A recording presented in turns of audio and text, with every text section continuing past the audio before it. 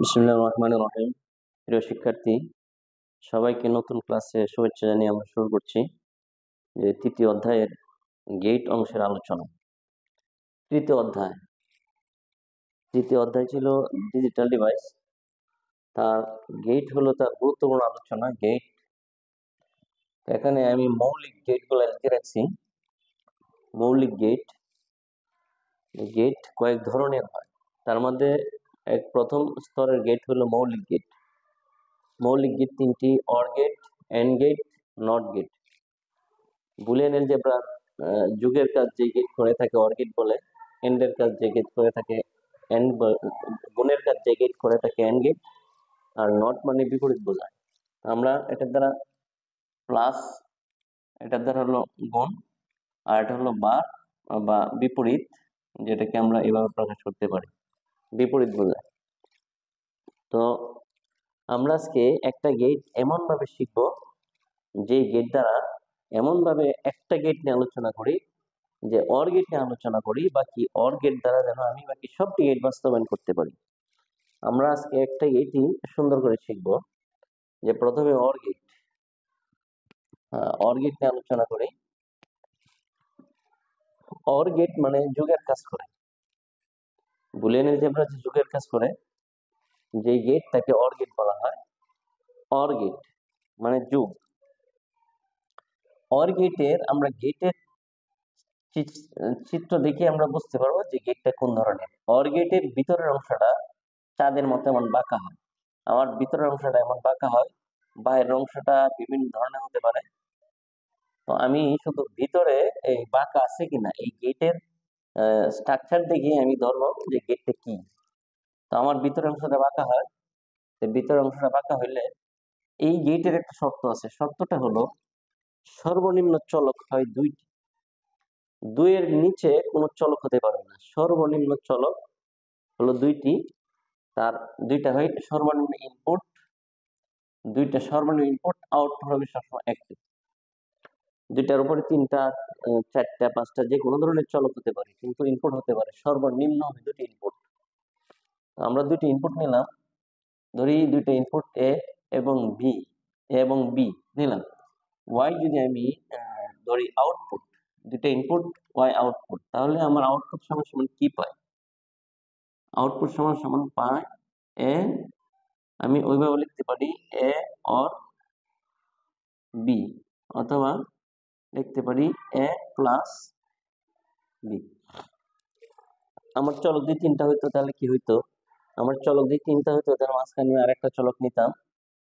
মাঝখানে আরেকটা, আমরা আগেই বলছি চলক দুইয়ের নিম্নে হতে পারে, নিচে হতে পারবে না, দুইয়ের উপরে হবে।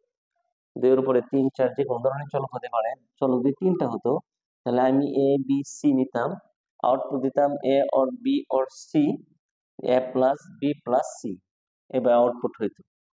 তো আমরা একটা গেট কিভাবে হয় এবং এটা প্লাস অর্থাৎ যোগের কাজ করে, এটা আমরা দেখছি যে অর গেট যুগের ভিত্তিতে কাজ করে। তো আমরা গেটের চিহ্ন দেখে আমরা বুঝবো যে অর গেটের মাঝখানে চাঁদের মতো বাঁকা হয়, পিছনেরটা বিভিন্ন ডিজাইনের হতে পারে, কিন্তু প্রথম অংশটা মাঝখানে চাঁদের মতো বাঁকা হয়। গেটের ধরন দেখে আমরা গেট চিনবো। এখন আমরা এই গেটের একটা সত্যক সারণী এঁকে দেখি, যে আমরা একটা সত্যক সারণী এঁকে দেখি যে গেটটা কিভাবে কাজ করে। তো আমাদের এখানে চলক, আমরা এখন দুই চলকের সত্যক সারণী প্রমাণ করবো। দুই চলকের, চলক যদি দুইটা হয় গেটটা কিভাবে কাজ করে আমরা দেখি। তো আমার দুইটা চলক, আমরা প্রথমে দুইটা চলক নেব। আমি দুইটা চলক কিনেছি, এ এবং বি, দুইটা চলক নিলাম। তো দুইটা চলক, আমরা দুই চলক যদি আমরা নেই তাহলে তার কয় গড় নিতে হবে? 4 গড়। আমরা পিছনে আলোচনা করছিলাম চলক যদি দুইটা হয়, ইনপুট যদি দুইটা হয়, তাহলে আমাদের 4 গড় নিতে হয় নিচে। তাহলে আমরা এটা 4 গড় নিব। আমি যদি এইভাবে ধরি এ এবং বি এবং তার আউটপুট ধরলাম ওয়াই, ওয়াই সমান সমান কি হবে? এ প্লাস বি। আমার বাড়তি অংশ লাগছে না, এ প্লাস বি, এই দুইটা ইনপুট, এটা হলো আউটপুট। আমি কয় গড় নিব? চলক যদি দুইটা হয় 4টা গড় নিতে হয়, 4 গড় নিতে হয়। 1 2 3 4, আমরা 4 গড় নিব। এখন আমরা ইনপুটের মান বসাবো। ইনপুটের মান বসানোর জন্য পূর্বে আলোচনা হয়েছিল যে গেটে কিভাবে ইনপুটের মান বসাইতে হবে। চলক যদি 4টা হয়, প্রথম ঘরে হবে সর্বডানের ঘরে হবে প্রথমটা হবে 0, তারপরে 1, তারপরে 0, তারপরে 1, পরেরটা হবে 2টা 0, 2টা 1। যদি চলক 3টা হইতো তাহলে 4টা 0, 4টা 1, 8 ঘর যাইতে হইতো। চলক যখন 2টা হয়, ইনপুট যখন 2টা হয়, ঘর নিতে হয় 4টা। চলক বা ইনপুট যখন 3টা হবে, তার ঘর নিতে হবে 8টা।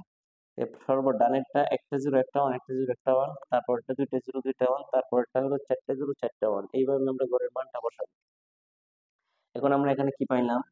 আমরা এখানে পাইলাম, আমরা প্রথমে দেখছি যে বুলিয়ান এলজেব্রার ক্ষেত্রে কি হয়, 4টা 0 ইকুয়াল টু 0, 1 প্লাস সমান সমান 1, 0 প্লাস 1 সমান সমান 1, 1 প্লাস 1 সমান সমান 1 হয়।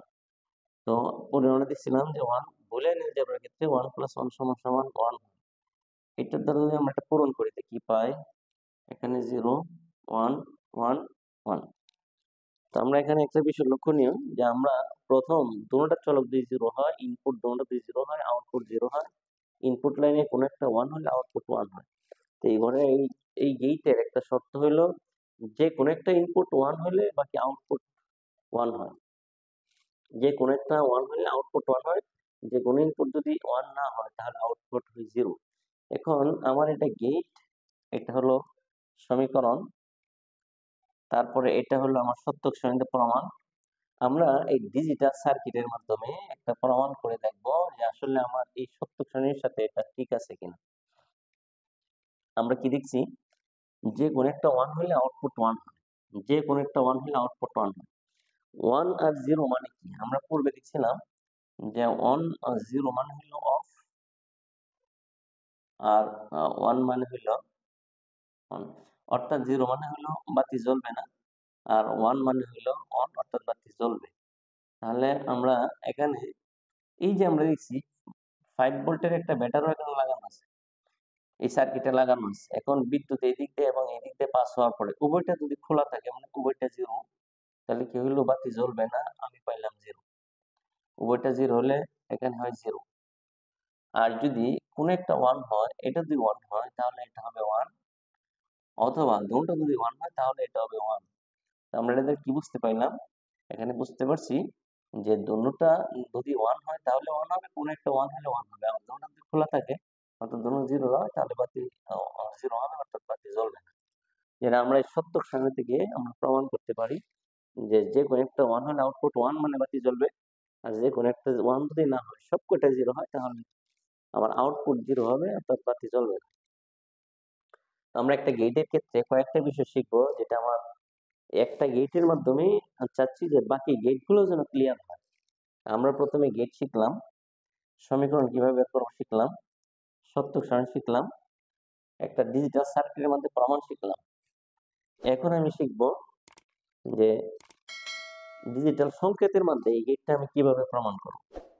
ডিজিটাল সংকেত, আমরা জানি ডিজিটাল সংকেত, এই গেটে 2 চলকের 4 ধরনের ডিজিটাল সংকেত হতে পারে। আমরা এক ধরনের করে দেখি। নাম্বার 1, যে 0 0।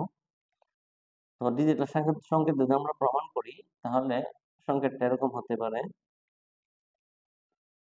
আমরা ধরলাম যে নিচে কোনো ডিজিটাল সংকেত যদি নিচ দিয়ে শুরু হয়, সর্বনিম্ন সংখ্যা অর্থাৎ 0 ধরা হয়, আর উপর দিয়ে শুরু হয় তাহলে ধরা হয় 1। আমি মনে করলাম এটা ইনপুট হলো 0। ইনপুট যদি 0 হয় এটা, আবার এই ইনপুট নিলাম, তাহলে কি হবে? আবার আরেকটা সংকেত নেই, এটা আমরা নিলাম 0, অর্থাৎ এটাও 0। এখন আরেকটা সংকেত দিব যেটার সঙ্গে, সেটাকে মনে করবো আউটপুট। এই দুটাকে আমি ইনপুট মনে করলাম, যে 0 ইনপুট করছি নিচ দিয়ে শুরু হয়েছে, আবার 0 ইনপুট করছি নিচ দিয়ে শুরু হয়েছে। এখন যেটা করবো সেটা হবে আউটপুট। তো এখন আমাকে নিচ দিয়ে করতে হবে, এটাও 0 হবে। অর্থাৎ এটার দ্বারা প্রমাণ হয় আমরা যদি ইনপুট 0 করি আবার ইনপুট 0 করি তাহলে আউটপুট 0 হবে। আমাকে এটা খুব গুরুত্ব সহকারে আমাকে বুঝতে হবে। কারণ হলো নৈমিত্তিকের ক্ষেত্রে, বহুনির্বাচনী প্রশ্নের ক্ষেত্রে এমন আছে যে OR গেটের ক্ষেত্রে এই ডিজিটাল সংকেত সত্য কিনা, বা OR গেটের ক্ষেত্রে এখন ডিজিটাল সংকেত কি হতে পারে। তাহলে আমার এই প্রথম ঘরের এই ঘরের ডিজিটাল সংকেতটা আমি এইভাবে লিখতে পারি। তারপর আরেকটা অবস্থা হতে পারে ডিজিটাল সংকেত এইভাবে, এই নাম্বার আমার এই ঘরে লিখতে পারি। এটা কি হবে, প্রথম যেহেতু জিরো আছে, প্রথম চলকটা যদি নিই তাহলে আমি কি নিচ দিয়ে শুরু করবো, অর্থাৎ নিচ দিয়ে শুরু করলে সেটা জিরো বোঝায়, নিচ দিয়ে শুরু করলাম, এটা জিরো বোঝাইলো। আবার এটা দিব, এই ঘরটা যদি আমি শুরু করি তাহলে কি হবে, সেটা উপর দিয়ে শুরু করতে হবে, অর্থাৎ এটা ওয়ান বোঝায়, এটা ওয়ান বোঝাবে। তাহলে এটা হবে ওয়ান, দুইটা ইনপুট নিলাম। এখন যে টার্মটা দিব সেটাকে আমি আউটপুট মনে করবো, তাহলে আমার আউটপুটটা কি আছে, আউটপুট আছে উপর দিয়ে, অর্থাৎ সেটা মনে করতে হবে আমার ওয়ান, সেটা ওয়ান হয়েছে। অর্থাৎ জিরো প্লাস জিরো যদি হয়, মনে করি দুটাকে যোগ হয়ে আমার একটা আউটপুট বের হয়েছে, আউটপুটটা কি হবে, ওয়ান বের হবে, অর্থাৎ এটার অবস্থাটা হবে এমন। দুটা হলো ইনপুট, এই দুইটা ইনপুট, এটা আউটপুট, এটা আউটপুট। এখন আমার দুইটা অবস্থা গেছে, আর 3 নম্বর অবস্থা হতে পারে, 3 নম্বর অবস্থা হতে পারে এইটা, অর্থাৎ প্রথমটা হবে উপর দেয়া, আর পরেরটা হবে যেহেতু জিরো আছে সেটা হবে নিচ দেয়া, ডিজিটাল সংকেত বোঝানোর জন্য, এবং এটা আমাকে বুঝতে হবে। এবং তারপরে যে আমি আউটপুটটা পাই সেটা ওয়ান পাইছি, সেটা হবে আমার উপর দেয়া, অর্থাৎ এটা এটা ওয়ান, এটা ওয়ান, এটা জিরো, আউটপুট যেটা পেলাম সেটা ওয়ান। আমার দুইটা অবস্থা গেল। তো আমি ডিজিটাল সংকেত দ্বারা যদি ইনপুট আউটপুট প্রকাশ করি তাহলে এইভাবে প্রকাশ করতে পারি। এখন আরেকটা অবস্থা রয়ে গেছে, যেটা এটা দিয়ে আমরা বুঝি, তাহলে কিভাবে বুঝো, এটা যেহেতু বুঝি সবই ওয়ান আছে, তাহলে বুঝতে হবে যে আমার প্রত্যেকটা শুরু হবে উপর দিয়ে, অর্থাৎ ডিজিটাল সংকেত শুরু হবে উপর দিয়ে। উপর মানে সর্বোচ্চ সংখ্যা ওয়ান বোঝায়, আর নিচে মানে সর্বনিম্ন অবস্থা জিরো বোঝায়। তাহলে দুটোটা যেহেতু ওয়ান আছে, আমাকে দুটোটাই উপর দিয়ে শুরু হবে। আউটপুট ওয়ান আছে, আউটপুটও শুরু হবে উপর দিয়ে।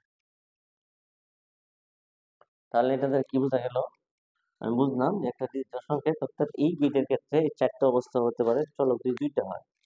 চলক দুইটা হলে আমি এই ডিজিটাল সংকেত দ্বারা এইভাবে প্রকাশ করতে পারি যে দুইটা জিরো হলে এই দুইটা জিরো, আউটপুট হবে জিরো, একটা জিরো একটা ওয়ান, আউটপুট ওয়ান, একটা জিরো একটা ওয়ান, আউটপুট ওয়ান, একটা ওয়ান একটা জিরো, আউটপুট ওয়ান, একটা ওয়ান একটা জিরো, আউটপুট ওয়ান, দুইটাই জিরো, দুইটাই ওয়ান, সরি দুইটাই ওয়ান, আউট হবে ওয়ান, দুইটাই ওয়ান, উপর দিয়ে শুরু হয়েছে, অর্থাৎ উপর দিয়ে শুরু হওয়া মানে সর্বোচ্চ অবস্থা বোঝায়, সর্বোচ্চ অবস্থা মানে ওয়ান, আর নিচ দিয়ে শুরু হওয়া মানে সর্বনিম্ন অবস্থা বোঝায়, সর্বনিম্ন অবস্থা মানে জিরো। তাহলে আমরা অর গেটের ক্ষেত্রে এই চারটা ডিজিটাল সংকেত দ্বারা, অর গেট দুই চলকের অর গেটের এই চারটা ডিজিটাল সংকেত দ্বারা আমরা প্রকাশ করতে পারি। তো আমরা একটা গেটে কি কি শিখলাম, আবার আমরা রিভাইজ দিচ্ছি যেন আমার পরবর্তী গেট গুলো আমার একেবারেই সহজ হয়। আমরা তো পরে এন্ড গেট, নট গেট বা কি অন্যান্য গেটে আলোচনা করবো, আমরা দেখবো যে কিভাবে হয়। তো একটা গেটের আমরা কি শিখলাম, অর গেট কিভাবে কাজ করে, প্লাস অর্থাৎ যুগের কাজ করে। যুগের কাজ করলে দুই চলকের অর গেটের একটা আমরা গেট আঁকলাম, গেটের সমীকরণ বের করলাম, শর্ত সাহায্যে প্রমাণ দেখালাম, এবং সেটা ডিজিটাল বর্তনী দ্বারা, বর্তনীর মাধ্যমে, লজিক সার্কিটের মাধ্যমে কিভাবে হয় সেটা আমরা দেখছি। লজিক সার্কিট এই অবস্থা হতে পারে। তার প্রিয় শিক্ষার্থীরা, এই গেটের মধ্যে আশা করি যে বাকি অন্যান্য গেট গুলো আমার একেবারেই সহজ হবে, এই কঠিন কিছু না। আমি যদি একটা গেট বুঝতে পারি তাহলে এই গেট কিভাবে কাজ করে তার থেকে নৈর্ব্যক্তিক গুলো বের করা এবং তার ডিজিটাল সংখ্যা থেকে মান বের করা আমার একেবারেই সহজ হবে। তারপরে দুই চলকের অর গেট ইনপুট কিভাবে নিতে হয়, আউটপুট কিভাবে বের করতে হয় সেটাও দেখছি, এবং সেটা ডিজিটাল সংকেত দ্বারা কিভাবে প্রমাণ করা যায় সেটাও আমরা দেখলাম। এবং অর গেট যে যুগের ভিত্তিতে কাজ করে, বুলিয়ান এলজেব্রার যুগের যে একটা উপপাদ্য অর্থাৎ সূত্র, সেই সূত্রটা আমরা এখানে লিখে রাখছি সহজের জন্য। তো অর গেটের দুই চলকের এমন যেটা অবস্থা হতে পারে, আমরা যদি অর গেটের চলক নিতাম তিনটা, তাহলে এখানে আরেকটা গড় বসতো, তিন চলকের যুগ হইতো, এখানে একটা চলক বসতো, এখানে আরেকটা হইতো, এখানে তিন চলকের যদি আমি নিতাম তাহলে অর গেটে তিন চলকের এখানে কি হইতো, এখানে তো আমরা চলক নিচ্ছি দুইটা, বোঝানোর জন্য তিন চলক হলে মাঝখানে আরেকটা চলক বোঝাইতে হইতো, এই তিন চলকের জন্য এইভাবে নিতে হয়। কারণ আমরা যেহেতু দুই চলকের করছি এই জন্য আমরা দুই চলকের প্রমাণ করছি, এবং তিন চলকের যদি নিতাম তাহলে গড় হইতো আটটা, এবং এরকম ডিজিটাল সংকেত আটটা দিয়ে আমাকে বোঝানো হইতো। প্রত্যেকটা আমাদের দুইটা নিতাম, তিনটা নিতাম ইনপুট, একটা নিতাম আউটপুট। প্রিয় শিক্ষার্থী, আশা করি যে এই অর্কিটের এই ক্লাসটা দেখে আমার গেট সম্পর্কে ধারণা একেবারেই ক্লিয়ার হবে, এবং একটা গেট থেকে আমি অন্যান্য গেট আশা করি আমি নিজে নিজেই যে কোনো শিক্ষার্থী করতে পারবে। ধন্যবাদ সবাইকে। পরবর্তী ক্লাস দেখার জন্য আমন্ত্রণ রইল।